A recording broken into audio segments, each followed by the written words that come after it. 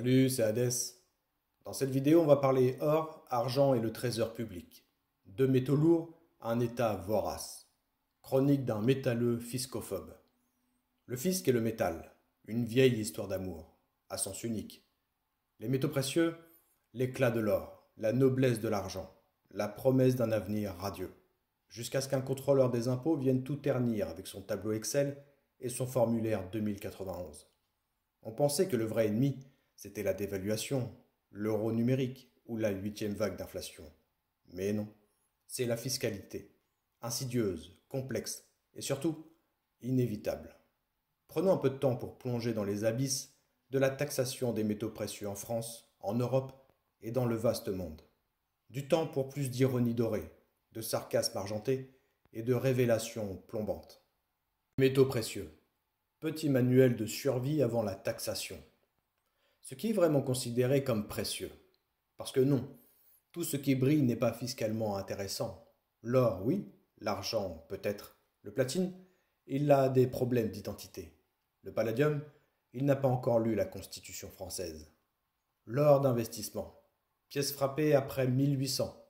Cours légal historique. Teneur supérieure à 900% pour les pièces et 995% pour les lingots. L'argent, toujours soupçonné d'être un vulgaire métal industriel, taxé comme une boîte de conserve de luxe. Caloufoque, une pièce d'or percée, ce n'est plus un investissement, c'est un pendentif. Une once d'argent vendue avec une capsule en plastique collecteur, TVA et supplément de ridicule. Passons à l'achat. TVA, douane et autres pièges dorés. Premièrement, la TVA en France, la schizophrénie fiscale. L'or d'investissement bénéficie d'un traitement royal. 0% de TVA. Miracle fiscal. Pourquoi? Parce qu'il est considéré comme un actif monétaire, un cousin éloigné de l'euro. Le fisc ne l'aime pas, mais il le respecte.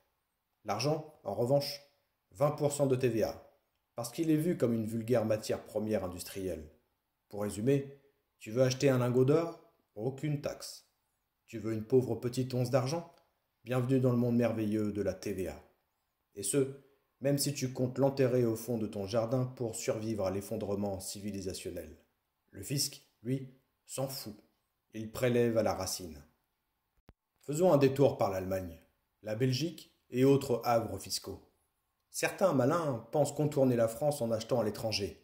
Sage stratégie, oui, mais à condition de connaître les règles locales. En Allemagne, TVA réduite, 7%, si achat via le régime de la marge. En Belgique, TVA sur l'argent, exonération sur l'or comme en France. En Suisse, pas de TVA sur l'or, mais attention à la douane en revenant. Le Luxembourg, une neutralité fiscale discrète, mais efficace. Mais souviens-toi, la TVA, c'est comme une dette karmique. Tu peux l'éviter aujourd'hui, mais elle te retrouvera demain, surtout si tu revends en France. Passons à la vente. Le grand massacre fiscal. TMP, taxe sur les métaux précieux, alias l'impôt du fainéant. 11,5% du prix total de vente. Pas de prise en compte du prix d'achat, pas d'abattement, pas de répit. Même si tu as perdu de l'argent, tu payes. C'est le fisc qui t'achète tes pièces, mais c'est toi qui saignes. Régime de la plus-value sur les biens meubles, alias le parcours du combattant.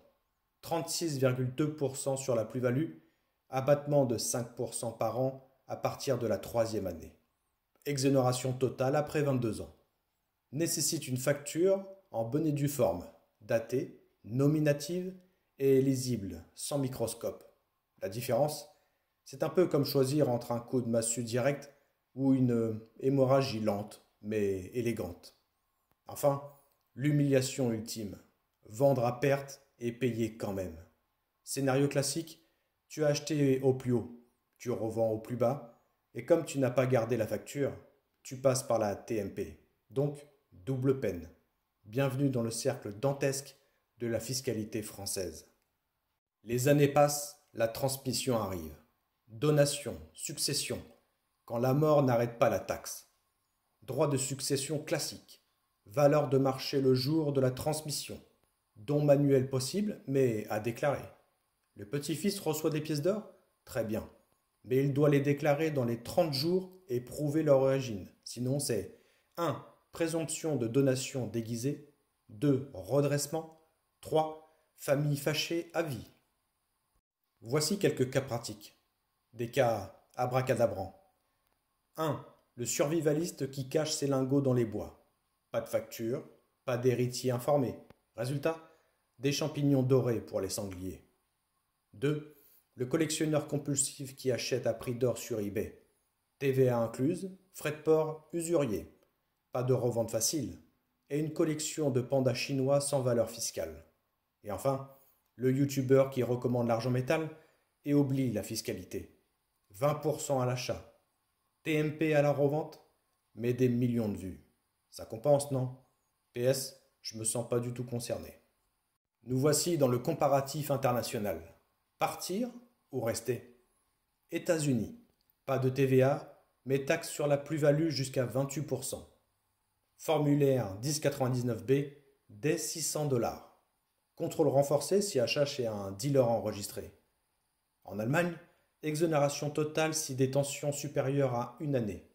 Taxe plein pot si revente avant. On encourage la patience, pas la spéculation. En Suisse, la fiscalité douce pour les particuliers, pas d'impôt sur la revente hors activité professionnelle, mais vigilance bancaire accrue depuis 2020. Et enfin Dubaï, TVA 5% sur l'or et l'argent, parfois exonéré, pas d'impôt sur la revente pour les particuliers, paradis du lingot, enfer du transport sécurisé. Stratégie de ninja pour éviter de tout laisser au fisc. 1. Facture conservée, scannée, cryptée. 2. Achat via société, SCI, holding patrimonial. 3. Détention longue, très longue, quasi biblique. 4. Diversification internationale. Si vous achetez ailleurs, stockez ailleurs. 5. Transmission organisée, donation, partage, pacte successoraux. Mais surtout, se former, s'informer. Et éviter de tout faire au noir sous prétexte que c'est juste une once d'argent. Parce qu'un jour, cette once pourrait valoir peut-être 500 €. Et là, le fisc se souviendra de toi. Conclusion, l'or n'a pas d'ennemi, sauf l'État. Il n'y a pas de richesse plus silencieuse que l'or et l'argent. Mais il n'y a pas de prédateur plus patient que le fisc. Acheter, stocker, transmettre, 3 gestes simples, mais 3 pièges fiscaux. Ce n'est pas la monnaie qui s'effondre, c'est la naïveté devant le code général des impôts. Moralité, celui qui veut jouer dans la cour des métaux précieux doit penser comme un samouraï, toujours prêt, toujours méfiant, toujours documenté. Et quand vient le moment de vendre, mieux vaut connaître son abattement fiscal que de se faire abattre par le percepteur.